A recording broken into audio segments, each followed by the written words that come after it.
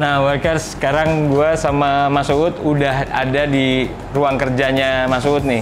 Ini ruang kerja satu divisi nih?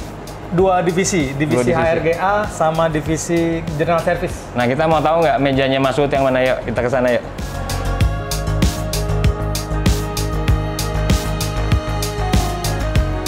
Oke, workers, gue udah di ruangannya Mas Kusno nih. Nah, di sini ini adalah ruang kerjanya Mas Kusno. Kalau gue lihat di sebelah sana tuh ada penghargaan. Boleh diceritain nggak tuh penghargaan apa, Mas Kusno? Alhamdulillah, Mas Acit ya, ini di ruangan ini ada penghargaan tahun 2021 itu juara FSC juara 4 seluruh DKI Jakarta. Ya.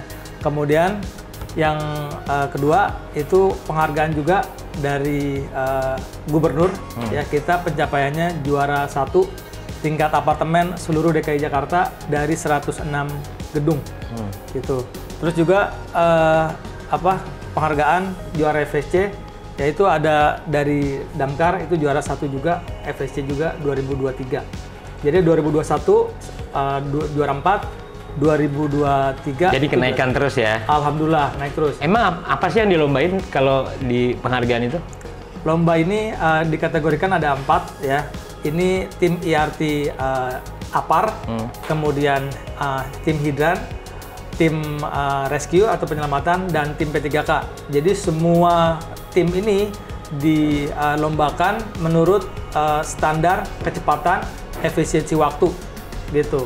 Dan benar-benar ajang bergengsi setiap gedung. Jadi kayak program-program gitu ya, ada api misalnya suruh gitu-gitu bukan? Betul, ya. Gitu ya. Jadi benar-benar tim IRT itu kesigapan harus benar-benar siap mereka, Cid. Iya, kalau kita lihat di sini ada 6 penghargaan ya. Jadi itu penghargaan yang udah di-achieve sama timnya Mas Kusno nih.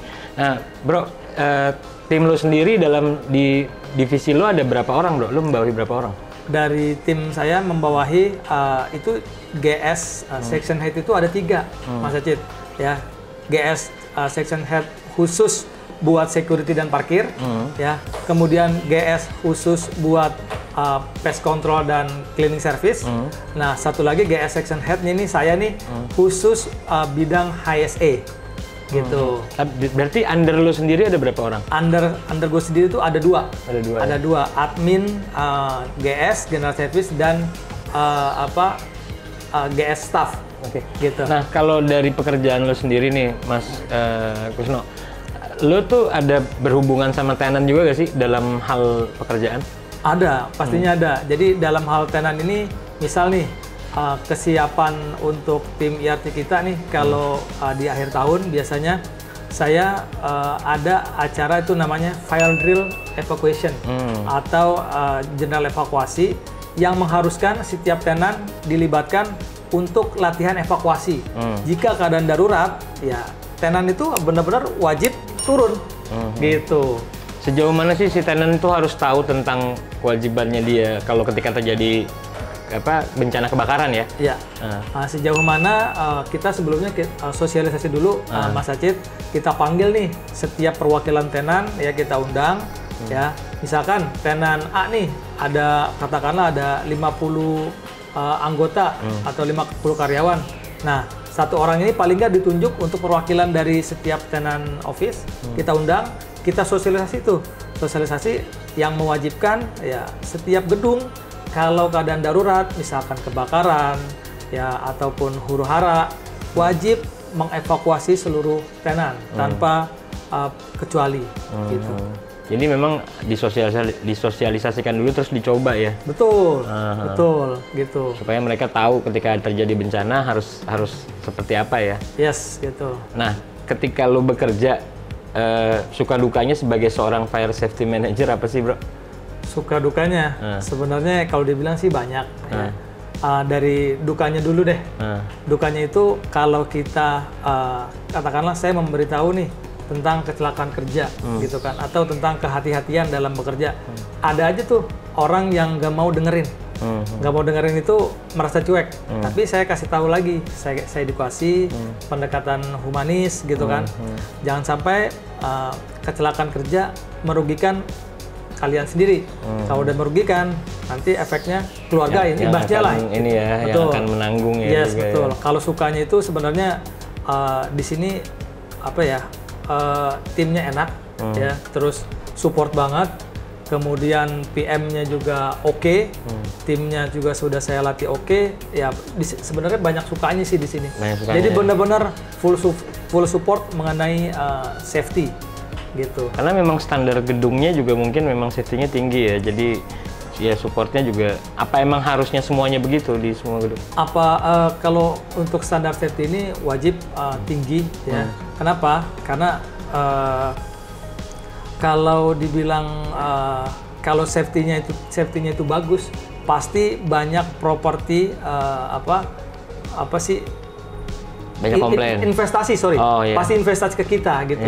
Makanya kita sudah buktikan, kita sudah lakukan dengan prestasi, nanti investasi akan pasti banyak gitu. Iya, oke. Nah terus kalau misalnya dari pekerjaan lu sendiri, seperti apa sih bilang kalau pekerjaan lu berhasil atau nggak berhasil? Berhasil atau nggak berhasil sebenarnya dari pencapaian ya kayak divisi-divisi lain lah. Itu ada namanya KPI, Key Performance Indicator. Jadi kalau kita sudah mencapai semuanya, katakanlah target dalam 1 tahun itu ada 80 item nih, kita target semua, itu dinyatakan berhasil. Gitu. Kalau dari jam kerjanya bro, jam kerjanya seperti apa sih bro? Maksud gue, lu dengan pekerjaan ini suka masuk di luar jam kerja umumnya atau gimana gitu? Kalau di luar jam kerja sih jarang ya, jarang. Karena di sini gedung Office 8 Residence 8 ini grade premium di kawasan CBD, dan benar-benar walaupun gedung tahun 2012 itu benar-benar sudah di-maintenance dengan baik. Ya, jadi artinya standar safety-nya sudah tinggi ya. Terus kalau jam masuk kerja ya seperti biasa lah. Jarang sekali kalau saya untuk lembur, jarang. Gitu. Tapi keadaan apa yang bisa membuat lo lembur biasanya?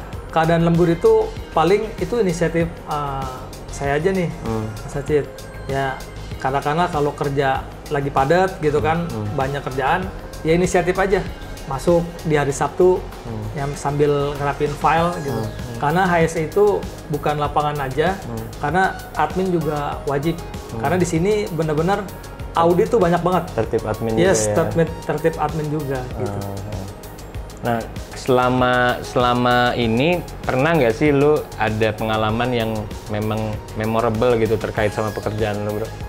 Kalau memorable sih pernah sih, waktu di katakanlah di mall di daerah Tangerang, yaitu benar-benar kejadian benar-benar saya ingatnya itu adalah itu vendor yang benar-benar saya nggak izinin kerja, itu benar-benar dia marah, ya. Marahnya itu dalam artian bukan ini demi kebaikan bersama. Dia mau melakukan pengelasan, tapi sumber bahayanya itu benar-benar ada di situ. Makanya saya larang dulu, Bapak bikin izin kerja, ya. Akhirnya saya larang, Bapak izin kerja nih, Bapak izin kerja sekarang. Tapi besoknya baru boleh mulai kerja, karena Bapak melakukan izin kerjanya secara mendadak, gitu. Itu benar-benar saya dilema. Dia secara persuasif juga agak susah juga. Itu hampir sebenarnya mau digebukin juga saya. Tapi dengan pendekatan komunikasi, edukasi secara terus-menerus, alhamdulillah sih dia selesai juga. Gitu. Oke, Mas Kusno. Nah, ini kan tadi kan divisi lu kan selalu jadi juara nih. Nah, mungkin target lo sebagai section head dan mungkin target lu pribadi ke depannya akan seperti apa nih Mas Kusno? Kalau target secara pribadi ya, berhubung saya udah bolak-balik pindah ya, Mas Acit ya, sampai 7 kali gedung, 7 gedung.